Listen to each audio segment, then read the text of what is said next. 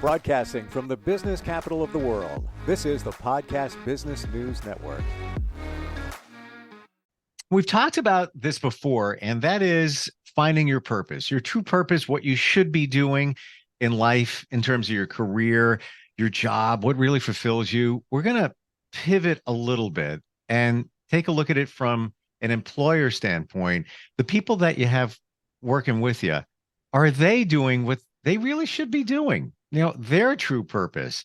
And that's something that's going to help us all, your employees, the employer. And she is somebody that has offered lots of career strategies. She's a career coach, and she'll help you find your purpose. And she's here back with us, Joann Perahia, back on the program. Joann, welcome. How are you? I'm good. How are you? I'm and good. Thank you for having me. Hey, it's great to have you back here. And this is something I think is so key for a lot of companies, where you could have a great employee and they're doing a good job, but there may be something in them that you could turn a little bit in terms of their responsibility, and then have them do maybe more of this over here, which would be more in line with what's in them. And then they do an even better job and they feel fulfilled. You feel like you're getting your worth out of your employee. It's just discovering how to do that. How do you find those things in those employees? That's what we're talking about. Well, absolutely. And it's also not taking the job to help them, but it's also helping to train them. So you take it from the two different sides. But basically, we're doing the same thing as if someone came to me and said, I need to find my purpose. So you would be giving to your employees, and it's not odd. I mean, there are many exams that even previous to getting a job, or when you get a job, let's say in the financial industry, they give you some really heavy duty questionnaires. And what you do is you then say, okay, well, let's do the self-directed search. It's a little easier than the purpose cards. So I would, do it a little bit differently. Although if you've got a fun group, you may want to do the purpose cards first. And you're taking it from the standpoint of, do they really have the talents and gifts in their personality for this particular job? So that then what happens is, if you've got a group of, real estate agents, or let's even go down to technology people, do they have those skills necessary, or the talents? Okay. Because that's really, again, the whole point of all of this is we're in such a negative world, and we feel better when we're doing what we love, and we give it away. It was so interesting. I just did something last week with somebody, with a client, and she was like, well, I'm really good at this.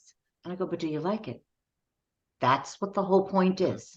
Because again, you could be good at something that you love, that you don't love to do, excuse me, or you could be kind of crappy at something that you love to do, because then that helps you with yourself. But taking it from reverse engineering it and taking it from the corporate standpoint, where corporations, businesses want to enhance their employees, because we are turning into a very employee-centric world because of COVID, you then as a business want to make sure. So you kind of have them take the self-directed test, and you can find out from the self-directed search what qualities this type of person, this job needs. I mean, you can just go in there. It's incredible, the information that's there. And you can even also do it on the ONET. But it then will tell you, oh, well, I have an accounting clerk here. Do they have the real personality for this? Or maybe they're more social, and maybe I need to put them in a sales position. So I'm reverse engineering it by saying businesses can do this in order to help their business and in order to help their employees. Do you feel, because of COVID and that it's a more employee-centered environment now, people working remote, that it truly is time for companies to, now let me take a look at what everybody's doing here? Absolutely. I mean, especially in the New York metro area, Because what has happened, or let's even just start from my own history. Way back when I was a software developer, because the company was desperate in hiring tech people in the early 80s, they offered a 4-day work week, condensed hours. Sorry to say, that ruined me forever. Okay.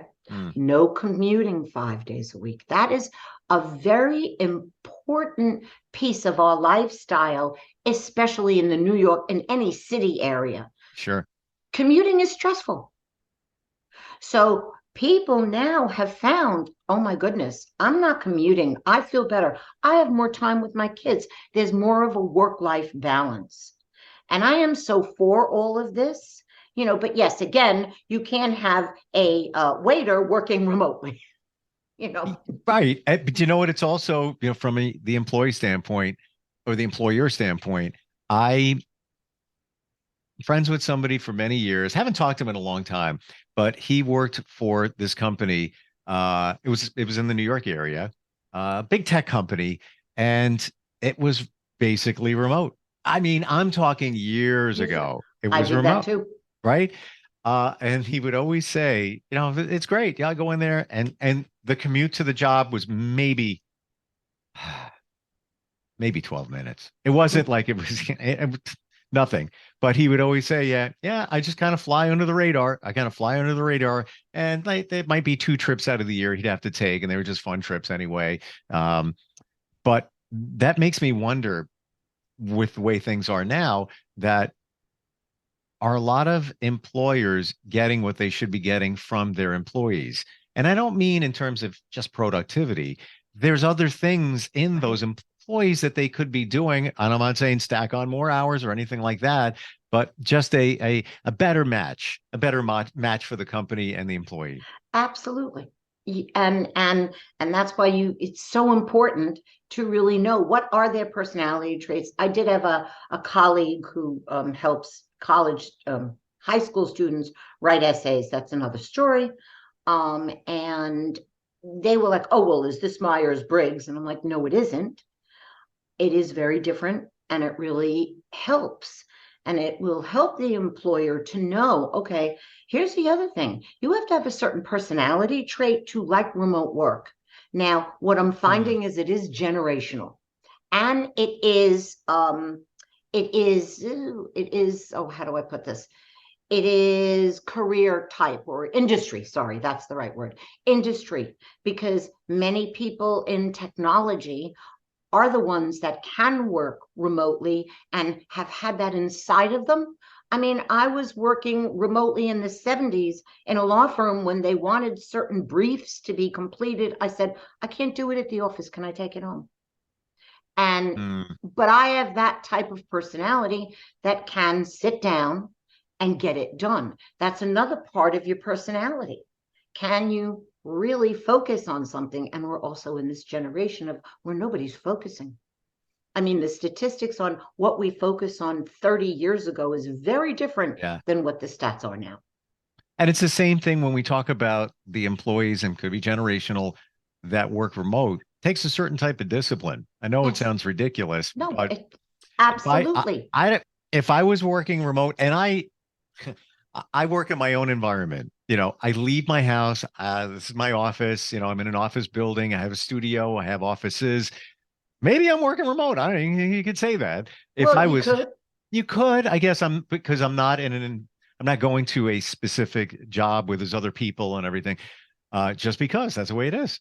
And that's all good. But if I was doing it from home, I don't know if I could have the discipline to make sure that I apply myself, because I'd be walking away. You know what? Let me go for a walk. Let me go for a jog. I'll get back to work a little bit later. I don't know if I could do it. That's just me. Never say never. Never say never, but that is your personality type. I mean, I was able to work remotely from day one. And that's my personality type. I want to get it done. And then I did work remotely when my kids were little, and that was in the 90s.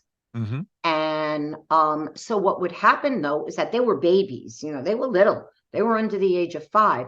And so, yes, I had the babysitter take care of them while I was doing my work, or because I had them on a schedule, 7:30, I then could do my work. And then I went into the office 2 days a week and worked 1 day a week from home. And that was Gotcha. in the 90s. Wow. So Yeah. I have that. Again, it's a personality trait. However, I think it's generational, because now, I mean, come on, what are all these, what is everybody doing? They're like this. So it is, I think, generational also, but it is, what discipline do you have? I know, again, generational. I want to talk to the person. I want to see the person face to face. And for me, we were doing teleconferencing in the 80s. Okay. So we were able to do face to face with a group of people, because again, our technology departments always had the technology before it was rolled out. Yep. So again, how we do need human contact. I'm not saying everybody should be working remotely. I am not saying that we should be in this little cocoon. But you're right. Do you have the personality to sit there and say, like me, I get distracted. Start talking to me about something else. However, I do know I have to get something done. Yep. Yep. You have goals, you have plans, Right. and you stick to them. So when it comes to employers and companies, how can they better define what their employees should be doing? I know that you have what we call the purpose cards. We talked about them before. Does it come down to that? Should an employer work with you in that capacity? And should it be more of a one-on-one? It can be both. Okay. And the purpose cards, really what companies should be doing to work with me is, I would prefer for them to get the self-directed search, because that then goes into the detail. That then goes into the detail of what a person should be doing on the high level. So maybe you're asking somebody to do something that really isn't part of their job. So you need to redefine the job. I find this information so helpful. I just don't know how corporate America will take it, because it can change things a lot. And we need change, because look what's going on with AI. Look at Chat GPT. It is changing us. So we need to change. Yeah. So I the purpose cards would be more of like, okay, you want to have fun with your staff, let's do an event. But the self-directed search is really, let's have fun again, but let's delve deeper. They may be afraid that, oh, wait, I've got this great employee. They do the self-directed search. They're going to find out that, oh my, I shouldn't be doing this. Because in all honesty, had I done it when I was a project manager and software developer and that, I would have gone, oh, I should make a career change. Self-directed search. I know we've talked about it, but for everybody, maybe they're just checking us out for the first time. Define that. Just Google self-directed search and it'll come up. Okay. And it'll come up, like I included it. It does cost money. And it's inexpensive, but you need help with it, and you need to know how to navigate it. And a lot of people how to interpret it too. Right. And how to interpret it, but you could do it on your own. There's also one for high school students, so that they can try and figure out what major they want to take when they're in college. So yes, it is unnerving, because now you're bringing back memories, Joann, of a job I was at, and this is in the last 10 years or so, where they kind of redefined responsibilities. Not major, but look at that. I'm like, hey, I never signed up for that. And some of it was not during the work week. It was an occasional go to this event, or you need to represent us here, after hours. And I was fine with it, team player and everything, but it was like, we never talked about that. and you can't say no, But that's also the whole, what does that bring us back to? Communication. It brings us back, well, that wasn't in my original job description, but maybe you want it to be. And if they're going to do something like that, again, they should be communicating with you. They shouldn't just say, oh, well, now I want you to do this. Yeah. Some people, and an instance is I have a friend whose daughter got a new job and very high end, but then they asked her to do some like event planning, which really the secretary should do. But apparently the boss didn't feel comfortable with the secretary doing it. So when you're at a new job, do you say, this isn't in my job description? Again, that's a whole, Yeah. ball of wax that you have to feel within yourself. Do you feel that a job is being unfair? It was really interesting. I saw an article and I didn't read it because, again, I'm from the technology industry, Mhm. and the technology industry, before I left it in the early like in 2012, when they would put out a job description, and still today, they want God. And I'm kind of like, really? So what is this real job description? Which then leads me back to, again, it's not what you know, it's not who you know, it's who knows you. And Mm. so it's networking to really get that feel. But everybody's got to be clear. And that sometimes it all Yeah. does get cloudy. And then it's also how you feel, how you are. Again, it all then goes back to the psychology of life and what tools do you need to really, let's say, I was at a law firm and I was I was hired as the receptionist. They then started piling documents on me. This is in the 70s, and this law firm actually offered me a job as a lawyer.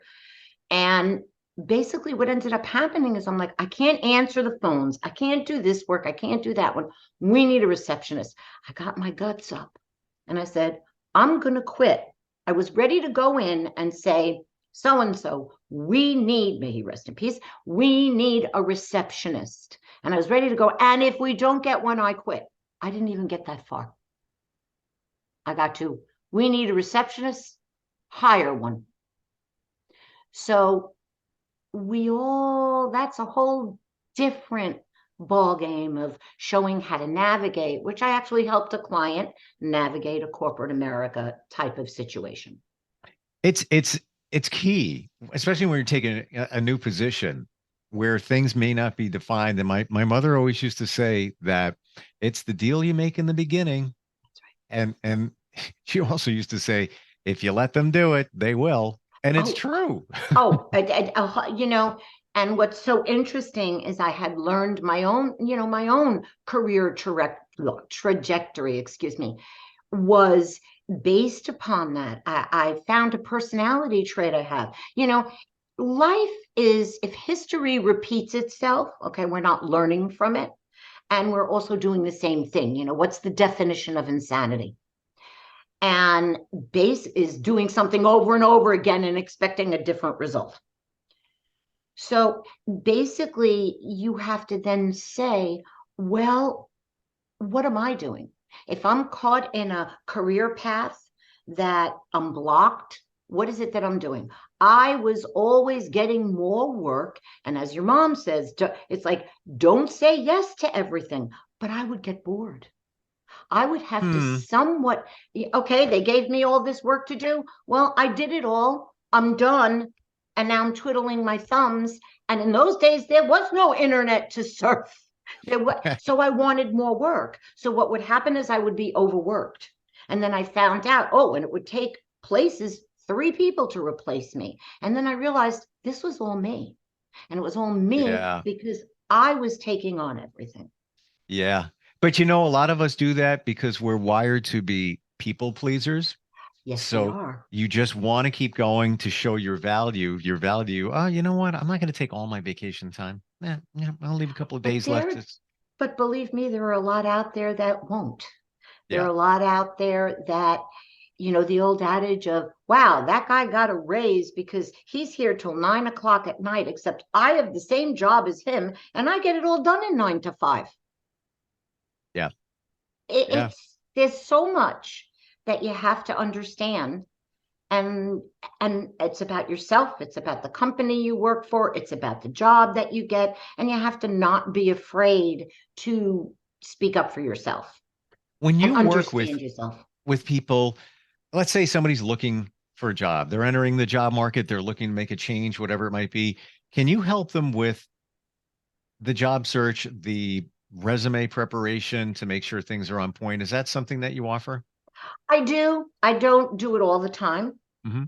But yes, I do. We repurpose your resume. I Okay. help people repurpose their resumes for that if they want to go a different place, but they also have to know what different place are they going? How can I change a certain statement and make it fit to this new arena I'm going to, which is I which is very easy. it more and more that I hear that if you're going to apply for a job, you need to tailor your resume for every job specifically, That's right. You know not how many, just here it is, I did it, it's great, it's well, you know fantastic. why? You know why? No one's looking at your resume right now. It's a program. And the That's where I program was going with that. picks out the keywords. Keywords. Yeah. This is why I have like when I was looking for a job, they were even doing it then 10, 15 years ago. You have to put your resume to that job because that just is what it is. Yeah. Yeah. It's kind It's of so true. scary.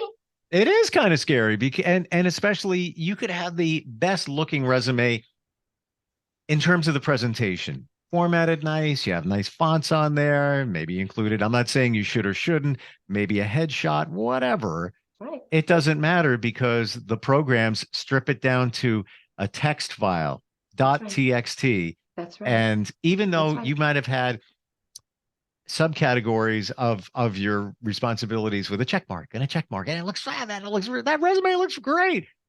The program doesn't see any of that. It's just Yeah. looking for certain words. That's right. It's just like Google, just like they're looking for those certain words. And that's the scary part. I'm sort of out of that whole thing, Mm. but that's what you have to do. You have to look at the job description and then tailor your resume to that job description. I But don't want to sound old here, but it really is a shame. don't. I think it's terrible. I personally don't know where we're going to be going with the workforce because we also have people that, I mean, and that started a long time ago where parents call HR for their child, Yeah. where everyone's like, well, I want to get to my yoga class. We're very different. It's a different world, but we have to adjust to it. Unfortunately, I think it's sad. I I totally get agree. that if it's a big corporation and you're getting hundreds, thousands of resumes. All right, so maybe you need some help there in terms of a program. Okay, I'll give you that. But some of the smaller companies just you feel it, when you're going through resumes. And yes, it takes time, but I think that's how you find quality. And Well, I'll give you, I think small companies, like, okay, one of my small companies, we put out ads and we look at them. I mean, because it's a small company and gotcha. that's how we handle it. So Yeah. it does happen with your smaller businesses, but once you start getting, I think past 50 employees, um, you're not, you need a tool, but everybody lies on the tool. But then, yes, you So can put maybe whatever. You're right. You're right. And maybe this is why what's the quotes these days? Oh, we can't find good help. Well, maybe the approach isn't the proper approach.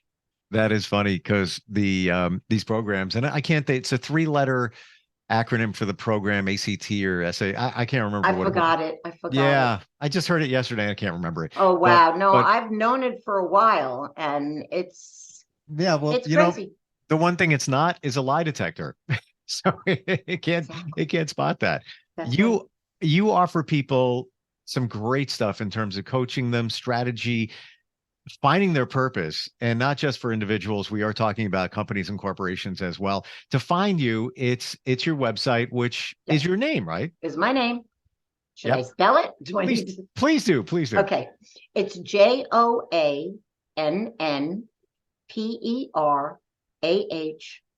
JoannPerahia.com.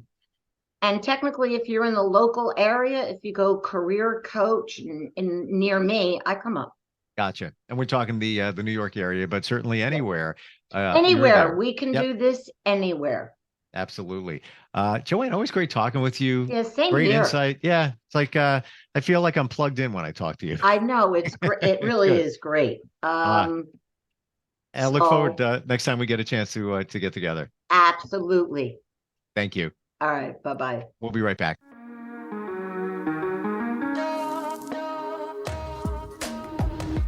Broadcasting from the business capital of the world, this is the Podcast Business News Network.